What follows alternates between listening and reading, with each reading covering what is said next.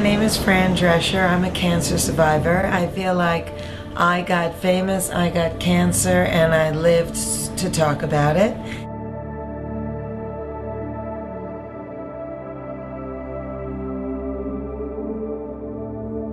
I was on a 2-year, 8-doctor odyssey in search of a diagnosis for my symptoms, which were classic uterine cancer symptoms, but everybody thought that I was perimenopausal. And even though I was put on 4 different HRTs, hormone replacement therapies, nothing really was helping me. Then the doctor, while she was doing an endometrial biopsy, which doctor number 1 had said I was too young for, and instead of me saying, well, why, what would that prove or disprove, I was just so thrilled to be too young for anything. I didn't question her. But in fact, by doctor number 8, that was the very test that diagnosed me. 3 days later, she was calling me and saying, I'm very surprised, but you have adenocarcinoma. And I said, what's that? And she said, uterine cancer. A doctor tells his patient he has good news and bad news. The gal says, well, what's the good news? And the doctor says, you have 48 hours to live. And the woman says, if that's the good news, then what's the bad news? And the doctor says, I was supposed to tell you yesterday. Too many people are finding out today that they have cancer when they should have been told yesterday. The moral of the story being, we have to become better partners with our physicians. There is no cure. How do we reverse that? How do you get people really understanding that early detection, prevention is really the key to survival? Cancer Schmancer is the idea that let's take stock of what we've been doing to tackle cancer in the US, which is totally focusing on finding a cure, and millions of people are still dying all the time, and switching that to let's focus on how we can prevent cancer and teach people to find it early. One of our big platforms is moving people from passive patient to active consumer. What is it to be a medical consumer? What is it to ask the questions? Usually a doctor says, oh, you're fine, and you're going, I don't feel good, but okay, that's fine. And you don't push back even though you know it. And Fran teaches us, listen to your inner whispers. When you're faced with these kinds of dilemmas, you just want someone to take care of you and to take you to the next step and make it all better. But you've got to take charge. You've got to look inside and say, do I feel right about this? Is this me? Is this what's happening? Do I feel right about what's being told to me? Because you can go along and play along, but it's not necessarily going to be right for you. The revolutionary thinking of Cancer Schmancer is to empower women to realize that when they put their own health first, they're not being selfish, they're being selfless, because they're useless to their family if they're 6 feet under. Cancer Schmancer stands behind the diagnosis of cancer at the very earliest stage and prevention of cancer, so that we can take the cure rates of cancer from between 50 and 60% all the way up to 95%, something we all dream about and is possible today. Cancer Schmancer's mission motto is, stage 1 is the cure. If everyone we loved was diagnosed in stage 1, almost everyone would live. One of the things about looking for stage 1 cancer is that is when cancer is most treatable. So the question becomes, so what could you do to really make sure that people don't die prematurely? The answer is, have treatment that's really very effective. When is treatment most effective? When you diagnose cancer early. How can you get to cancer earlier? A lot of it has to do with education. We have to be more proactive. The same attention that we put into our car for the buying, selling, and repairing of our automobile, we need to put into our bodies.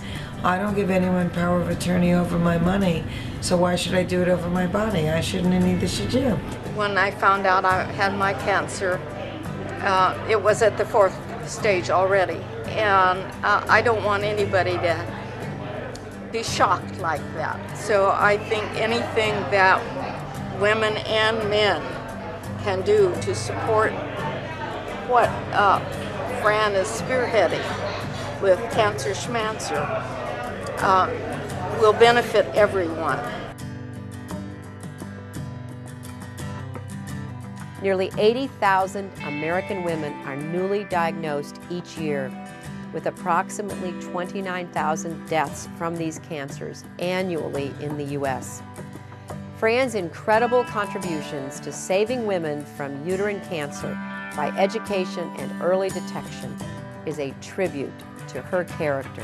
When you bring a message of this importance forward, you want people to really listen to the meaningfulness of this to an individual. You want a person to know, gee, this cancer could affect me. And you need someone who comes with a good voice and a good story. And Fran's story is so remarkable. You know, she's able to take some pretty heavy topics and say, look, you know, I got famous and I got cancer, now I live to tell about it. And by sharing her story, she's able to inspire others to really do more with her celebrity. So you have a way of turning a message that's very health conscious and beneficial into something that the public can identify with through personality and then translate the message. She has the energy, the passion, and she exudes the leadership that she really has used to channel this organization and move it in a great direction. She's able to speak to women of all ages and all strata of society and make them understand their own empowerment and what's necessary for them. One of the revolutionary aspects is to re-educate and rethink of ourselves, women, as the center of society from which all else ripples out. Cancer Schmancer is more of a movement than, let's say, an organization. It's about social change. The message in social change is around a health message.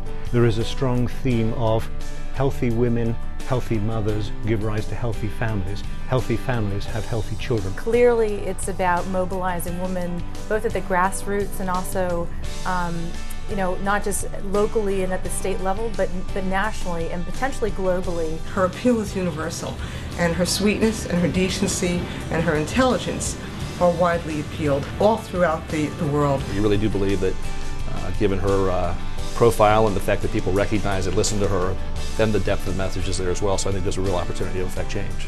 It's a movement that will change the lives of everyone with whom it comes into contact with.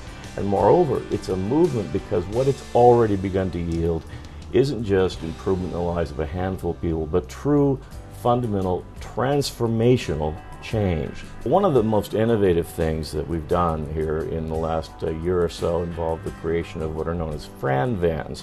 These are 11 vans that tour all over the state of California at any given time and basically bring the Cancer Schmancer mission to towns and cities, you know, all over the state. I firmly believe that people need to rally around something that's positive, something that has the potential to engage people in thinking about what is possible. I think it's really important for a woman to follow Fran's lead and question. Be smart, research, look into, you know, be an educated patient. Fran has got a hold of something here that is going to make a big difference in how we look at cancer, in how we approach cancer, and hopefully how we put an end to it. It's bringing this story through to women, to men, to children, so that cancer becomes less of a problem, something that doesn't affect us in our lifetime, and that if we get it, we can take care of it. Life offers you challenges, and what you do with it and how you grow through it and what becomes of you as a result is what makes all the difference. You know, I feel very blessed because it's given me a purpose and a meaning to my life that I wouldn't otherwise have had. Let's ensure that all women with cancer are diagnosed in stage 1, when it's most curable. Join us in the Cancer Schmancer movement. Stage 1 is the cure. Stage 1 is the cure. Stage 1. Stage 1. Stage 1. Stage 1 is the cure. Stage 1 is the cure. It's just Cancer Schmancer. Who cares?